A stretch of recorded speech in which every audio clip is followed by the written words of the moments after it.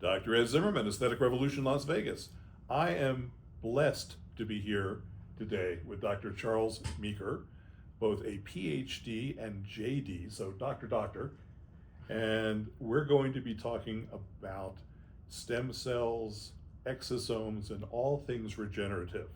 And I'm thrilled to have you here. Would you tell us a little bit about you and how you Sure. got into this? Because you have a fascinating journey. Happy to. I would say no one is more thrilled to be here than me. Thank you for having me, for the invitation. This is a great clinic to be at, and a great person to be on camera with. So thanks so much. Thank you. So my background started in the life sciences. My undergraduate degree was in general biology, but my doctoral studies were in molecular biology and biochemistry. So my PhD is in a field called oncological sciences, or cancer biology, which I received from the University of Utah School of Medicine, where I studied at the Huntsman Cancer Institute. Not too shabby. Well, it was 3 days after defending my dissertation that I packed up the family and moved out to law school. And that's the direction that I took in my career afterwards. I combined my scientific degrees with my law degree, and I work in the field of medical and biotech law, healthcare law, patent law, FDA compliance, and other things. So I was studying stem cells way back in graduate school. This was back at a time where there was a lot of ethical concerns over the use of frozen embryos for their embryonic stem cells. Remember this time? And I always was fascinated by it, but there didn't seem to be a pathway for using these therapeutically, and I never thought much of it. So years later, in 2024, the state of Utah passed a law authorizing healthcare providers to perform stem cell therapies that weren't yet approved by the FDA. So this really piqued my interest. It got me super curious, and I dove into it head first. And what I learned was a few fascinating things. Number one, that Utah state law does not supersede federal law. It simply provides a comfort blanket for healthcare providers in Utah to know that the state licensing board and the state enforcement arms won't come after them for violating some kind of state laws against using FDA non-approved products. So still very cool, but what about every other state in the country? And that's where things really got interesting for me, as I learned that there was a federal regulatory path, a federal regulatory authorization for using birth tissue derived stem cells, umbilical cord stem cells, for example, in therapeutic practices, not as FDA approved drugs, but as compliant human cellular and tissue based products. And I got so excited. I was like, there's so much going on here, but I have a thriving legal practice. So I guess I just have to watch this opportunity pass me by. And bless her heart, my wife said, I cannot let this opportunity pass us by. So she said, I'm starting a stem cell compliance and supply and clinical support company, and I would love you to support me in this endeavor. So I'm looking at her and saying, well, of course I'll support you in this, and I'll be whatever you need me to be as you launch this. So here we are, a year down the road, and we're having a grand time teaching and educating and supporting clinics in their implementation and practice of stem cell therapy. Like you've done with us. You've become part of our Ohana. Oh, thank you. And we do these things for our wives, and they certainly do these things for us. Indeed. So it's very important. And for me to discover your expertise in your company has been like a breath of fresh air, because I've been struggling for over a decade doing adipose-derived stromal vascular fraction and IV deployments, and trying to do all the things within the legal guidelines and compliance, and it's a headache. Absolutely. Even having been a cell biologist out of Hopkins as a kid, because I came up through a similar pathway, so we're sort of brothers by different mothers. Indeed. And then did my master's on B and T lymphocyte interactions, and then didn't see a pathway to, research is just not supported. It's a hard way to make a living. So I went into medicine and found my true calling in aesthetic medicine. But this makes aesthetic medicine go the next yard. It raises the bar on healing. It raises the bar on how we can help people function and get back the function they used to have when they were young. So it's been very energizing, and it's like a brand new ball game. And I don't know how we get this out to the rest of the people. It's like dragging the rest of medicine, kicking and screaming, herding cat, to bring them into the current century of what we can really do to help our patients. Yep. I think we start like this. We start by talking about it. Yep. We start by disseminating information that's accurate, that's useful, and that can be implemented at a clinical level. And then we invite others to come be part of what we're doing things the correct way. For so many years, this was a fly under the radar, trade your stem cells in the back alley type of just sketchy industry. Yeah. And now we have all of the information we need. We've got federal regulatory guidelines that are possible, easy in some ways to follow if you just know what they are and understand them, and you're willing to put forth the effort and the time and the money to comply with those guidelines. So we love what we're seeing in the industry.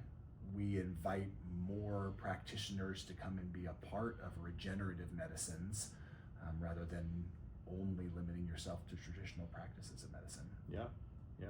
So let's start to go down the rabbit hole, and talk a little bit about the biology and the therapeutic mechanisms of action and such, and the differences between what's available out there. Sure. This is your forte, and this is why I'm so excited to learn from you.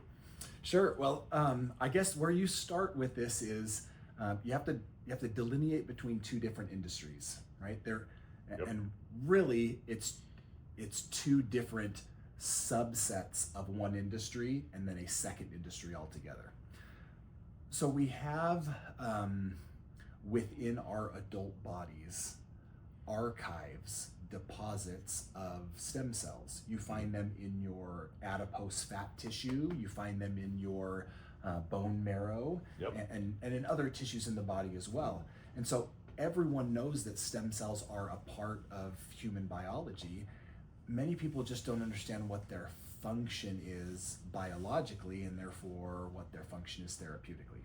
So as the name suggests, a stem cell forms the stem or the source of other tissue types in the body. This is where life began in the womb. When a fertilized egg develops into a blastocyst, it has a mass of embryonic stem cells. And these embryonic stem cells have the capacity to self-renew, right? To proliferate, to divide, and to make new stem cells. And they have the capacity to differentiate into other cell types downstream of where the stems were.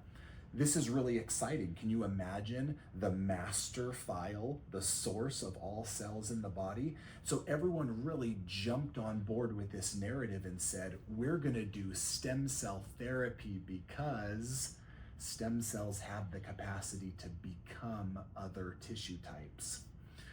So it's great when you talk about this biologically, but it doesn't always translate therapeutically. When you remove stem cells from your tissues and they're no longer in their biological location receiving their biological signals, they don't always function the same way therapeutically that they function biologically. And nowhere is this more clear than when you look at placental-derived stem cells. These are different, right? These are not embryonic stem cells. That's important. Right? They're not the growing fetus, the growing baby's own stem cells, and they're not the stem cells taken from an adult patient. These are stem cells that are produced in the placenta, which for all intents and purposes is the filter and the command center for growing a new human being.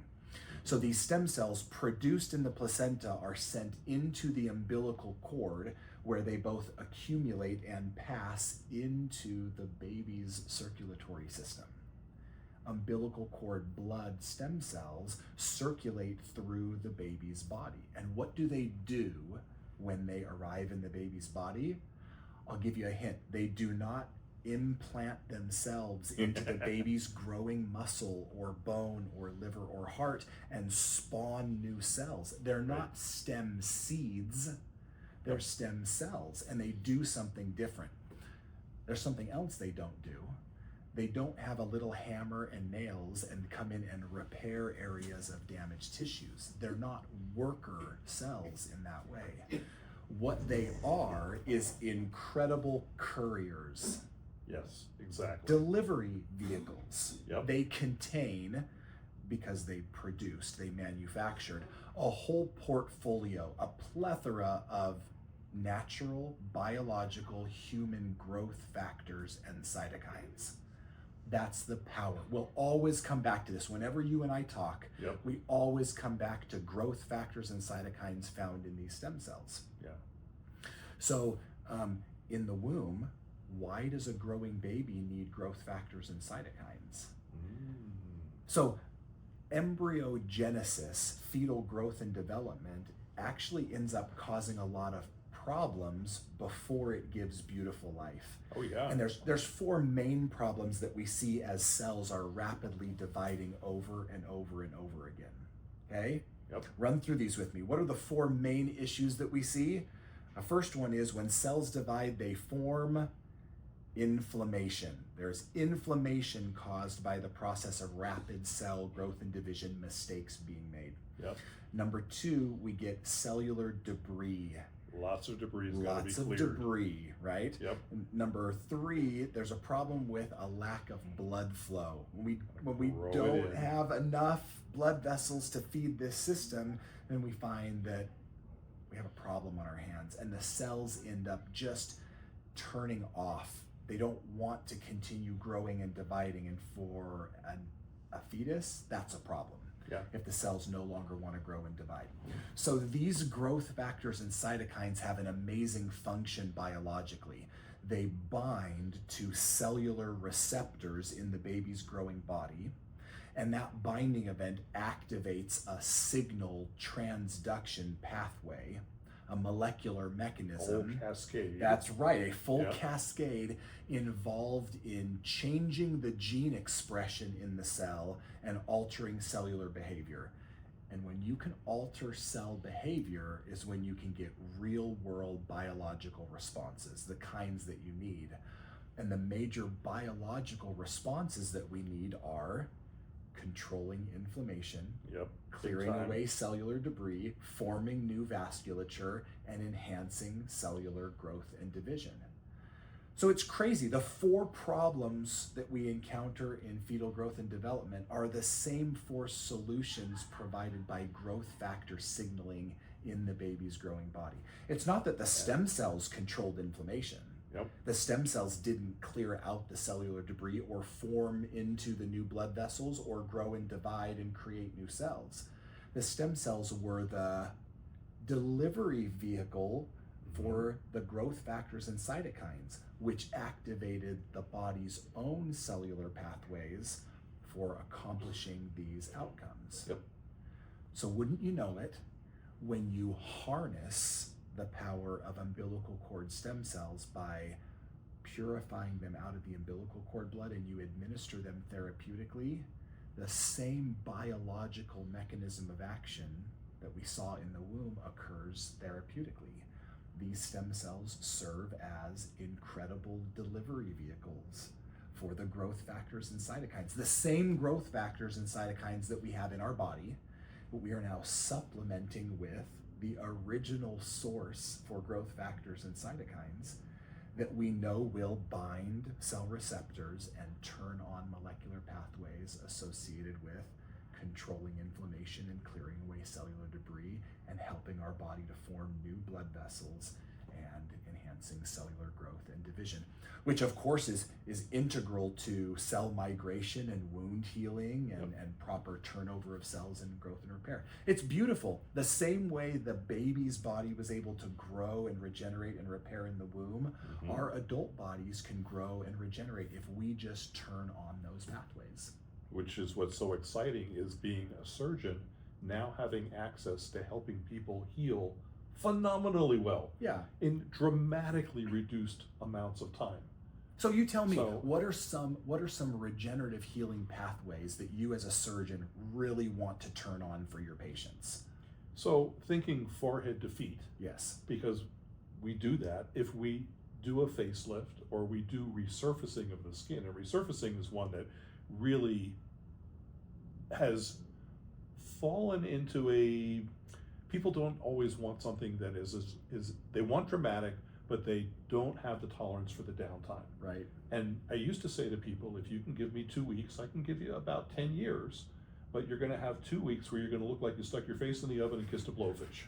It's going to be oozy, it's going to be red, and you're going to hold on to that redness for months, particularly if you're light complected. Yeah.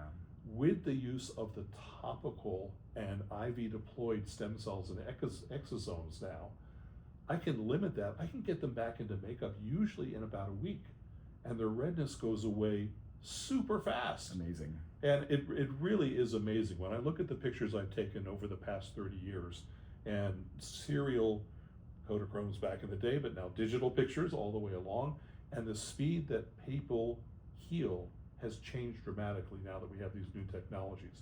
When I do a body lift, and we just did an interview with a patient who had a serial body lift. We did her front and tied together her muscle. We did a true abdominoplasty with umbilical relocation 6 months ago. And the closure is good. I mean, she's a bodybuilder. Yeah, you do good work. Thank you. And you know, and it's very acceptable, and it's what I expect. But when we brought an IV deployment of stem cells and exosomes, when we did the posterior, right, she's 3 weeks out and she's building new companies. She's back at work already, and the incision line is so tight. It's beautiful. It's just very exciting. So let's talk about why, right? Yeah. Because what we said before would suggest these stem cells did not get deployed into her body and find the wound and attach to it and grow into new tissues to heal up the wound. That's not what happens. Right? Yeah. These stem cells did not find the suture site and go in and help build new tissues to help sew up the wound. That's not the way these stem cells work. Yeah. What the stem cells did was they dropped off cargo that was really critical cargo, right? Yeah. These growth factors and cytokines have an important role to play. Had her body already had high concentrations of growth factors and cytokines in them, she would have been healing that rapidly on her own. Yeah. Her body is already programmed to heal and recover. I'll bet you when she was 13, if she had had a cut across her back, that wound would have healed incredibly rapid. Sure. When we're young, we have high concentrations of bioactive molecules that activate regenerative pathways. As we age, the concentration of those bioactives in our body goes down because our gene expression levels get turned down because our MET pathways got turned down. Yeah.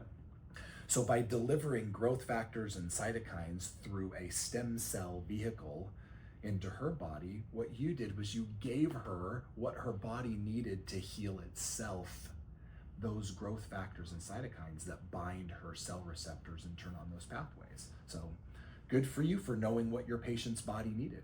Well, the juice was worth the squeeze. That's right. So that was kind of fun. You know, and I think about other things that to illustrate the rate that we heal at. You know, when I was first in training and we did circumcisions on a number of newborns, because that was the thing that we did 40 years ago. Right. But now I do adult circumcisions sometimes. And even though I'm doing the surgery with a CO2 laser to make my incision, so it's very precise, the tissue is beveled just so, I work in a nearly bloodless field. When you do a circumcision on a baby, 10 days, maybe 2 weeks later, it just looks like nobody was there. Right. And you do it on a human adult circumcision, well, it takes a good 6 weeks before they can get back in action. And I think that's the difference between the number, concentration, or density of healing messengers that they have Yes. at a young age versus when they're older aged. The females in your audience will also say that men become bigger babies the older they get. Absolutely true. And I don't disagree with that necessarily. Yeah. But it is important to note how rapidly, I've got 2 sons, shout out to my boys, they healed incredibly quickly from their circumcisions. And so you've got adults that are being circumcised, it takes them a long time. And you're absolutely right. As young, brand newborns, those regenerative pathways are just pumping. Think about it. My boys were receiving a constant flow of stem cells during the 2nd and 3rd trimesters of gestation. Constant flow into their bloodstream. And so, of course, those pathways were just chugging when they were circumcised. Your adult patients had aged and those pathways had been turned down, and so healing takes longer.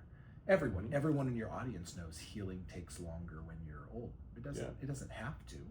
The reason why it takes so long is because your regenerative pathways aren't operating optimally. So if we can turn up the volume, that's right, and get them to really blast out the message, people can heal better. So they can think better. Yes. That was the other thing I noticed with this patient. She was busy formulating new companies, reading books. I mean, she was operating at an almost frenetic level from an IV deployment of a Mother Nature's messengers. Well, you tell me, is inflammation and cellular debris and a lack of blood flow and a lack of cellular growth and division limited to the back? No. Where else do you find these things? You find them in the brain.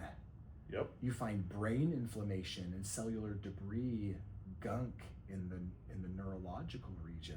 You find a lack of blood flow there and neurons that don't grow and redevelop. So if growth factors and cytokines are indeed universal in body pathway functions, why wouldn't they also function in the brain? You just need to deliver them across the blood-brain barrier through a vehicle that can go across the blood-brain barrier. Yep. And there's some great research going on about focusing using ultrasound and things like that to tell them where to go. Yep. But we're getting ahead of ourselves. How long do cells and exosomes and secretomes, how long, when you do an IV deployment or you do an injection, how long do they stay in the body? What's the MO there? Oh yeah, good question. So unlike your body's own stem cells that take up permanent residence in your fat tissue and in your bone marrow, exogenous stem cells, or as we say, allogeneic stem cells from another human being, when they're deployed into your body, they don't stay around permanently. They don't become engrafted into your body when you receive an IV infusion or you receive an intra-articular joint injection. They're not programmed for that. There is a whole different industry related to tissue engineering and cell therapy that involves transplanting stem cells in order to get them to take up residence and remain there. But the type of therapy you're doing, the growth factor and cytokine delivery therapy, involves the stem cells staying around for a few days, maybe a week or 2. Yeah. And even if I do a autologous transfer, I don't know how long those stay around, but I know that the effects last longer. Right. What you would need in order to test that is you would have to have some kind of cell staining, like a fluorescent protein or tagging that you could tag these cells with after you've extracted them and then inject them or administer them and then monitor to see where they go. There have been some studies like that done, and wouldn't you know it, the signal dies down over the course of days and weeks. Yeah, so it that supports the message that you're presenting, which is these stem cells don't remain in the patient's body. They drop off their cargo, and then the body knows how to get rid of them. Yeah. So, but that does bring up the discussion of autologous versus allogenic cells. Maybe you want to talk a little bit about those. I do. So the stem cell industry was plagued by misinformation, fear, and a misunderstanding. Yeah. So there was a time when the FDA was slapping everyone with warning letters saying, you're not complying with federal law, you're using stem cells and making claims and doing these things. And the lie went around that stem cells were illegal in the United States. But they're not. They're not illegal in the United States. There is a separate regulatory compliance pathway for them, separate from approved FDA drugs. Yep. But when they read these warning letters from the FDA, the way they interpreted them was, well, I guess I can't do stem cell therapy now. And so someone said, sure you can. You just have to take the stem cells from the patient's own body, because then the FDA will leave you alone. So that's the way many of our societies that I belong to came out with those recommendations, warnings, all that stuff, and it set the industry back a decade at least. Yep, totally agree. So in many ways, the autologous stem cell industry came from the misunderstanding that that's legal and these are not, and people fearing that if I continue to use birth tissue derived stem cells that I'm going to get in trouble with the FDA, but I'll be fine if I do it this way, almost as if it was a fallback plan, a compromise from what they really wanted to use. And I don't disagree with that. My 46-year-old stem cells do not have the same quality of growth factors and cytokines in them as a brand new day one umbilical cord. It's just not the same. So, but then the patients will ask, well, if you're taking the stem cells from another human, what about graft versus host? What is that compatible with my body? Yeah, very good question. So placental-derived stem cells that are found in the umbilical cord are amazing in that they're largely immunoprivileged. Yep. So what causes cells to elicit an immune response is a human leukocyte antigen that presents on the surface of these cells. And it creates this response. It agitates your body and it gets your body really upset because these are recognized not only as foreign substances, but as antigenic substances. So that's where this graft versus host and rejection come from.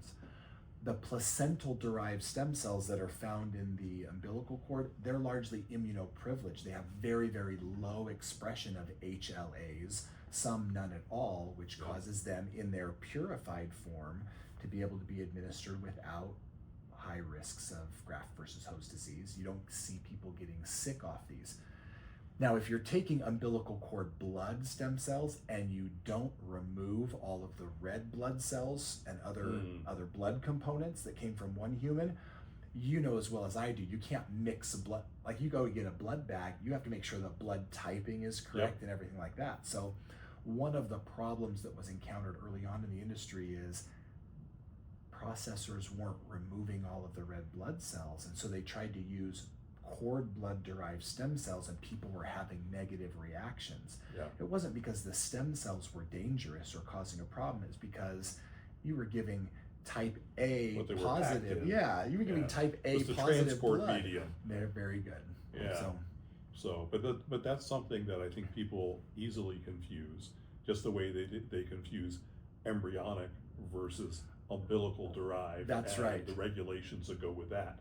So well, and the bioethical concerns and the connotation that goes along with aborting a fetus and harvesting the embryonic stem cells from it, right? It makes people feel super ick inside. And besides which it's illegal. Yes, and so of course the United States has made that illegal. So when you hear about birth tissue derived stem cells, we are not talking about embryo derived or fetal derived stem cells. These are not stem cells coming from the baby.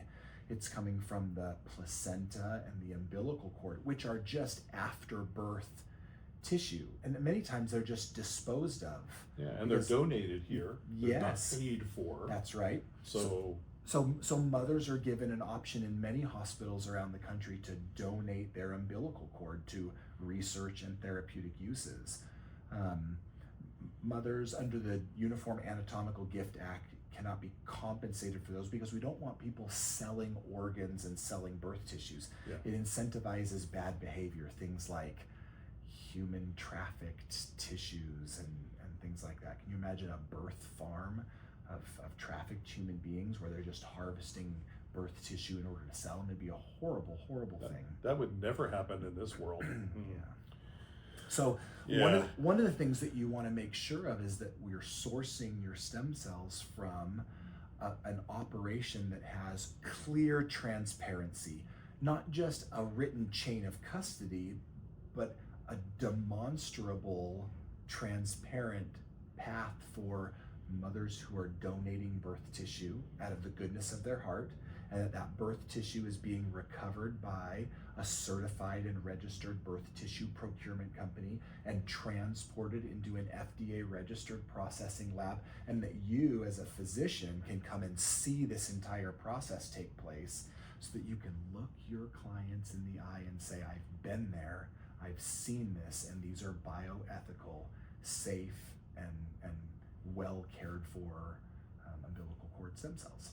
So one question that came up is, what if the mom wants to donate or save umbilical cord blood for her infant for the future? Yeah. So there have been cord blood banking companies for a long time. Umbilical cord banks you can find all over the place. I think originally these were set out because as science was advancing, people thought, if I have the umbilical cord stem cells from my own baby, if they get cancer later on, we can use these stem cells to help therapeutically heal their cancer. It was mostly hypothetical in nature. We've come a long way since then, and in many ways it could still be a very good idea. It ends up being that you pay a banking fee and a monthly maintenance fee, and many times you never go back and use these. What's more important to recognize is if you need umbilical cord blood stem cells, they don't need to be the ones that your own umbilical cord was producing when you were in the womb. So say that again, because that's something important for our young mothers to hear, I think, because we have a young mother coming up in our family and I want her to hear this. That's right. So for the type of stem cell therapies that we're talking about, you don't need your own birth tissue stem cells in order to be used on you. You could use another human being's umbilical cord stem cells in therapy, right? The reason why you might want matching stem cells is if you were performing a tissue engineering or cell therapy function. True. You may have heard earlier this year a study that came out of the UK where they took stem cells and they manipulated them. They forced these stem cells to differentiate down the pancreatic islet pathways. And they pushed them so far that they began to produce insulin like pancreatic islet cells do. And then they transplanted these into the pancreas of a type 1 diabetic and put them on immunosuppressants so they didn't reject the new cells that were put in there. Yeah. But then these cells produced insulin in a type 1 diabetic. Yeah. They got off of insulin, replaced it with immunosuppressants so they didn't reject the cells. But it got people really excited to say, wow, if I had my own stem cells from the umbilical cord that were type matching, and I could push these down the pathway, then perhaps I could cure type 1 diabetes through a cell therapy using my own cells and not need immunosuppressants. It's still really early. It's a great holy grail, but that's where kind of the idea comes from, that you need matching you need your own stem cells if you want to do certain things. And the fact of the matter is 99% of everything that we use stem cells for, you don't need type matching or genetic matching. What you need is proper purification away from the other components that would cause an adverse reaction, like red blood cells from the cord. Yeah. So, and we do continue to offer adipose-derived cells that can be banked for that potential future use for just that reason. So talk to us a little bit about how to handle these cells, because you've talked about the placenta comes from a mom who's been monitored during a full-term pregnancy who's not had COVID vaccinations. The spouse has been looked at, the screening for genetic diseases, the screening for, communicable diseases, all that kind of stuff. The transport, the time between, where the placenta comes from, because if we go out of the country, it's go, well, where do your cells come from? They won't tell you. Yeah. But, how long it takes to get from point A to the processing, how it's processed, and how are the cells stored to maintain activity or viability, and is that checked again before it's sent out to me, the practitioner? How do I know what I'm giving my patient? How is it handled? I mean, we developed a whole new handling of dry ice and having liquid nitrogen available on site. Sure. And things like that to store our cells. But there are a lot of companies, yes, without putting names, that will come to our door and say, oh no, these can go on the shelf, or these can go in the refrigerator, or these can go in the freezer. And when you ask them for activity assays and things like that, they're a little slow in responding. Yeah. And you guys have mastered that, which is the reason that after several years of studying and looking hard under all the rocks, we ended up going with Hyogen. Yeah. Because I think it's important that people understand what they're paying for and why it costs what it does. Let me just say though, you sound like an expert even asking the question. I'm sure that many who are listening are going, what is he even talking about? What are the questions that he's even asking? So let's break this down and go way back to the beginning. Okay, when a soon-to-be mother sees a pamphlet in her OBGYN office that says, have you considered donating your umbilical cord? And they ask a question, is this something I can do? They're put into contact with a registered certified birth tissue recovery company. Okay, this company educates the mother on her ability to donate and what's involved in the process. And after receiving full consent from the mother, they start down a process. That process involves a blood test to make sure that there's no infections or communicable diseases within a couple of weeks before labor and delivery, a couple of weeks after. Yeah. It involves a review of medical history. It involves a personal and family medical history questionnaire, right? Mm-hmm. So a full screening process of the health of the mother. Yeah. This is important because the healthiest stem cells come from the healthiest birth tissue, which comes from the healthiest mothers. And we want to make sure that we're not just guessing when it comes to where the birth tissue is coming from. Where are the umbilical cords coming from? So we have a very tightly controlled process. This isn't just for regulatory compliance purposes. That's one piece of the puzzle. It's also for quality and best practice to make sure that the end product has the highest quality and efficacy. Okay? Yeah. So on the day of labor and delivery, we know that there are two major routes of delivery. One is a vaginal delivery and one is a cesarean delivery. And not that we advocate for C-section, but a pre-scheduled C-section allows our company three major benefits. Number one, we know that there's a sterile birth tissue collection environment. Yep. We don't have to worry about a lot of the other contaminants that are introduced in a vaginal delivery room because Sure. We're in a surgical room. Number two, there's not a lot of stress and strain placed on the birth tissue, the umbilical cord, as it passes through the vaginal canal. Yep. And we want to treat those stem cells delicately from the very beginning, so we don't want to put a lot of stress and strain on them.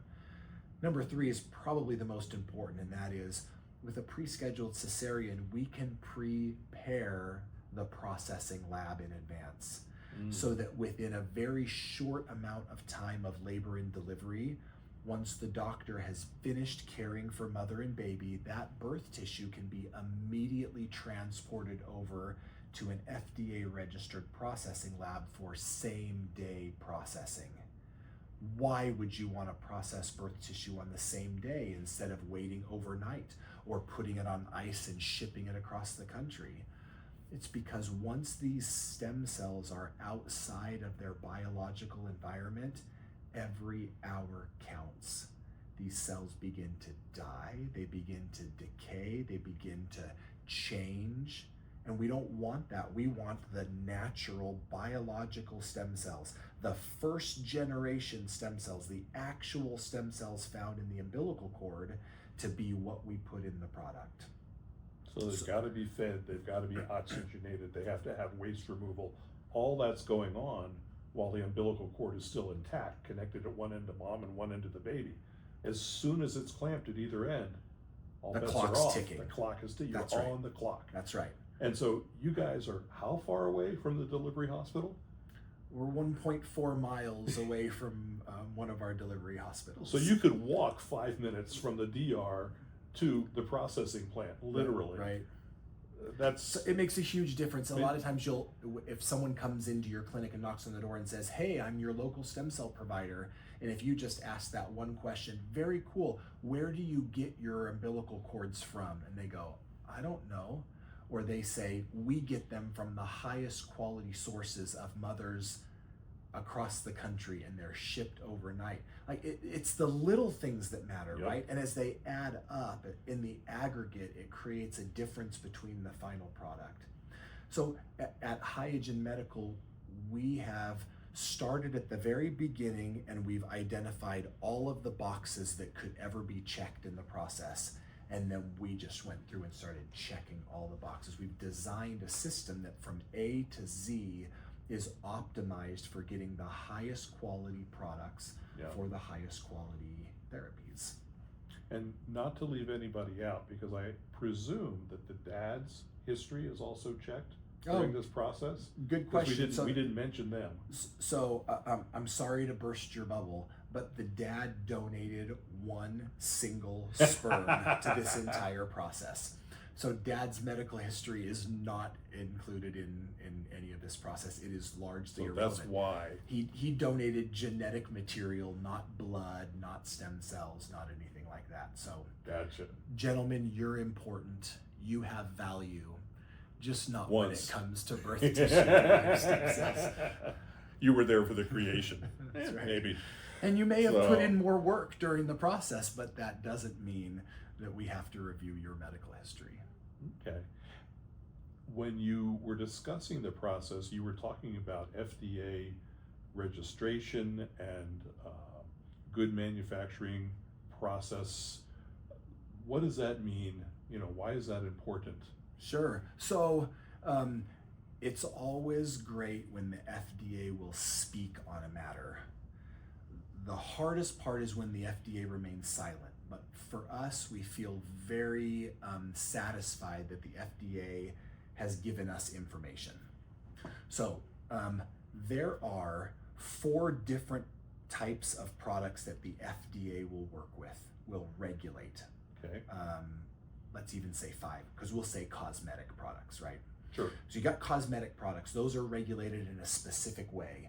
And as long as they're enhancing beauty and function, the FDA largely says, I'm not so worried about that, as long as they're safe on the market. The cosmeceuticals that Correct. we put on All of faces those and types things of like things. that. Yeah. Okay, so let's get rid of those. Second, we have the nutraceuticals. These are the supplement products. And the FDA has struck a deal with supplement companies and said, as long as you say these claims have not been evaluated by the FDA, and this product is not intended to cure, treat, or prevent any disease, and we're promoting or supporting the function of the body, they say, fine. People aren't going to get confused and think you're a drug. You can have your place in the market too. Spoken like the true attorney you are. That's right. So get rid of those 2 products. There are 3 left. Yes. The first one is the canonical drug product, right? Pharmaceutical drugs. And everyone knows you submit an application for a new drug, you go through clinical trials, the FDA reviews it with scrutiny, and ultimately, if you're successful, you get an FDA approval. Mm-hmm. We've already talked about 2 things that the FDA regulates that don't have FDA approvals but are still on the market. So we know that there is such thing as products that are legal but not FDA approved as drugs. One of those things is a biologic product. A biologic product has a separate regulatory pathway, often referred to as a 351 pathway, where a manufacturing facility can receive a license from the FDA to produce these biological products. And as long as they have their license and they stay within their manufacturing guidelines, they can actually make claims about what their biologic product does to help the body. Okay. Really cool pathway. Yep. Okay, so you've got FDA approved drugs, you've got biologics that are licensed. There is a third pathway called the 361 pathway, and this is specific for human cellular and biological tissue-based products. Human cellular and tissue-based products, HCTPs. Now, HCTPs are uniquely regulated because the FDA has determined that when properly processed, they pose an ultra-low risk of adverse reaction. They're human cellular and tissue products, for goodness sakes. They're going to have a low risk. They're not synthetics, they're not biologic products, they are actual human products. So the FDA put together a whole list of guidelines on how a product could be regulated only under the 361 pathway and therefore not require an approval as a drug product or a biologics license. And those regulations are found in Title 21 of the Code of Federal Regulations in Section 1271. It's a long document, but when you read through it, what you realize is the FDA's told you everything you need to do in order to use these human tissue, birth tissue derived products as therapeutics. So we started from the original guidelines and we built our company based on compliance. And it's great. We don't have the fear of an FDA regulator coming in and knocking on our door and saying, you're doing something illegal. We know we're not doing something illegal. We're not dealing with FDA approved drugs. We're not dealing with licensed biologics. We're dealing with authorized, compliant 361 HCTPs. And we love the place where we live. This is good. And you're registered with the FDA. That's right. So one of the they know you're doing it. That's right. So one of the requirements in the 1271 guidelines is that the processing facility, the establishment, be registered with the FDA to process the biologics tissue. You can be registered with the FDA for lots of different purposes. You could be registered as a blood bank. Okay, that doesn't give you a registration to process tissues and derive stem cells. It just gives you the storage capacity. So you could be registered to store, to label, to process, to package, to distribute. You can get all kinds of registrations. So you want to make sure that you are working with a group that has an FDA registered facility for processing and packaging and labeling and distributing these products into their state coffers and storing them, right? Because if they don't have those registrations, then they're not complying with the 1271 guidelines. If they're not complying with the 1271 guidelines, they cannot possibly be HCTPs regulated only under Section 361.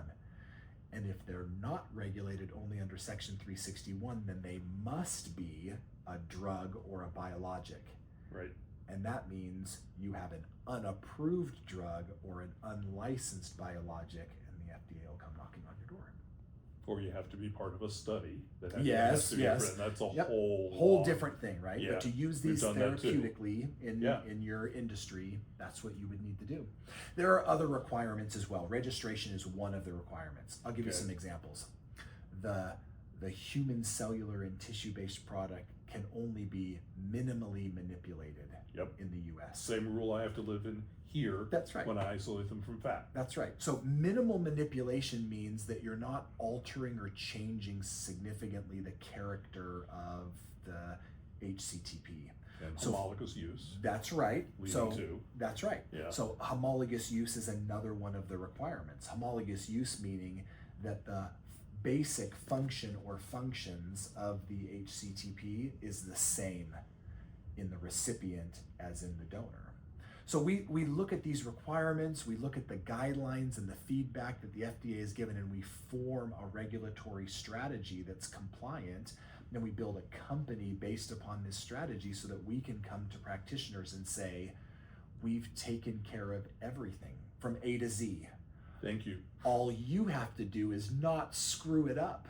So as a practitioner, one of the ways that you could screw it up, basically the only way that you would screw it up, is by making claims about what the product is or does as if it was a drug or a licensed biologic.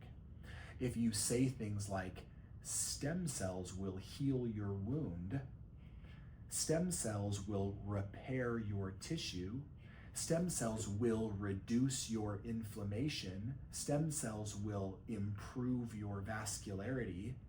Stem cells don't do those things. Yeah. This is what we talked about at the beginning. Stem cells don't do that. It's even tough to hear anymore. I know. It like makes your ears I'm like cringing. cringe, right? Yep.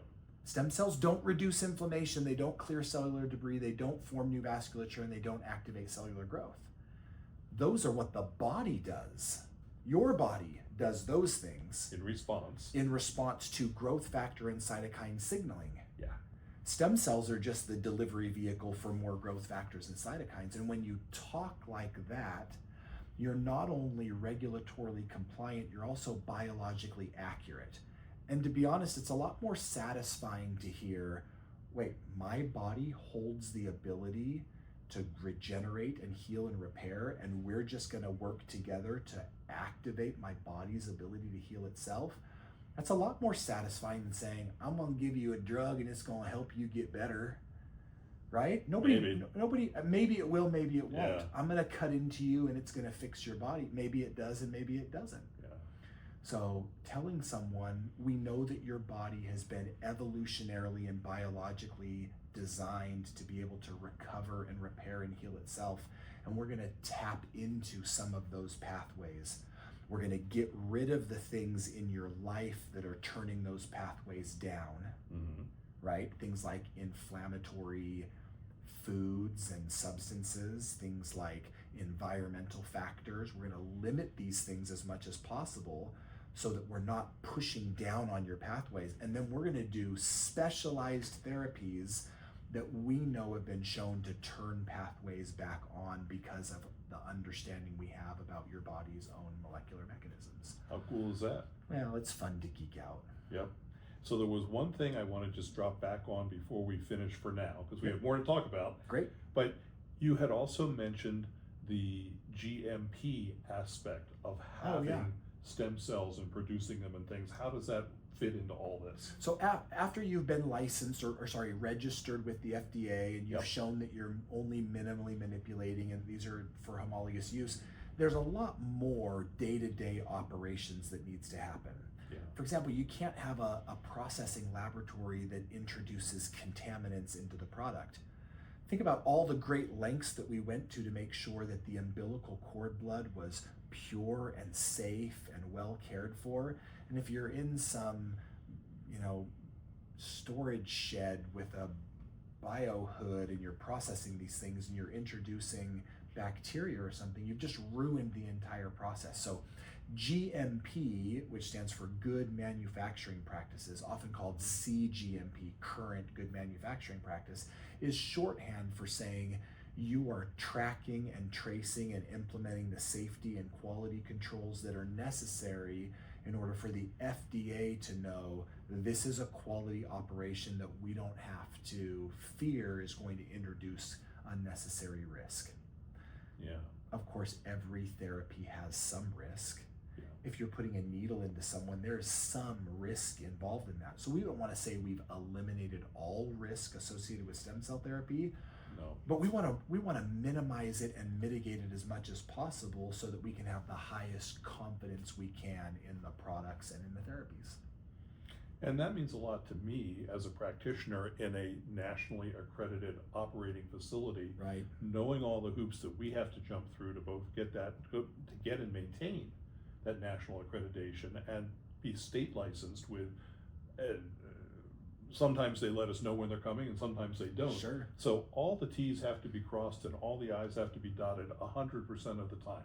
Right. And to know that you're going through that same kind of diligence makes me much more comfortable being able to offer these kinds of products to my patients and stand behind them. Right, and imagine the confidence you'll have when a state regulator walks in and says, why are you offering stem cell therapies? And you can say, because they're federally compliant and I have all my federal compliance guidelines. So as you know, one of the things that our company specializes in addition to quality products, is legal and regulatory compliance strategies. And we essentially bring you a one-stop shop, a turnkey solution for staying compliant. It's got all of your documentation, your informed consents, your disclosures, everything that you would need in case someone walked in the door and said, hey, I'm auditing you today. You go, great. Great, glad you're here. I have a thumb drive with everything that you need right here on it. We've taught you how to keep proper patient records, to track and trace based on lot numbers and expiration dates, their inpatient files. There's no box that we haven't checked. And that lets you sleep at night and work hard in the operating room. Yeah, it's been a huge weight off of my shoulders to find a company that I could work with that could supply that kind of detail into what we're doing. And the patients are seeing the results. So that's kind of exciting. Well, good. I think all of it would be for naught if they didn't give outcomes that you were wouldn't be worth doing. Excited about. I agree. The juice has to be worth the squeeze. Yes. So, yes, indeed. Okay. Well, thank you so much for hanging with me and going into this amount of detail on our introduction to stem cells and exosomes and things like that. We're going to talk some more about the regulatory and the use of these technologies and things as we get on, just as an educational platform for people, because one of the things that I've discovered over the past more than a decade, but particularly the past 2 years, where I've really been looking for alternative pathways to what I've been doing here in the operating room, is there's a lot of misinformation out there, a huge amount, both on the science side, the practitioner side, and what patients are fed. So we're going to try to dispel some of that, some myth busting, some lack of Kool-Aid drinking, and bring that to you. And we hope you appreciate it. Thanks for tuning in.